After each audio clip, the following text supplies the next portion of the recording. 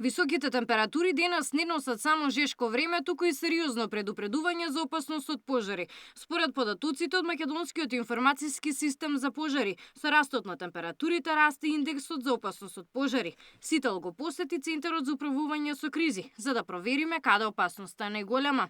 Ова е мапата на предупредување од пожари за денешниот ден. Може да се забележи дека најголемиот дел од централниот, источниот и јужниот дел се во црвена зона. Тоа значи дека евентуален пожар на отворен простор или во шума може многу брзо да се прошири и да достигне висок интензитет. На мапата јасно се издвојуваат и планинските предели, каде што опасноста е пониска, но токму жештините и сувото време се причина за зголемена внимателност, особено при престој во природа. Каде има најголема веројатност денеска да избувнат пожари?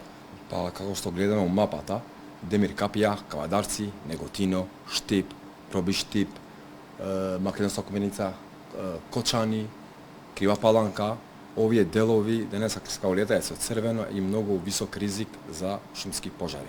Оваа мапа покажува една многу јасна слика. Колку повисоки температури, толку поголем е ризикот од избувнување на пожари. Црвените подречја се предупредување дека доколку избувне пожар, тој може многу брзо да се прошири. Токму поради ваквата ситуација, надлежните апелираат на особена внимателност додека престојуваме или се движиме во природа. Опасноста надлежните институции ја откриваат и преку системот за рано детектирање и процесот на ризикот од пожари. Оваа година многу ни помагаат. Вчера имавме пожар у Сопиште и не беше пријавено преку 112, беше лоцирано од камериве и од операториве и веднаш беше координирана со сите други субјекти и со главниот штаб. И знаете и вие, многу брзо пожарот беше ставен под контрола и беше изгаснет целосно.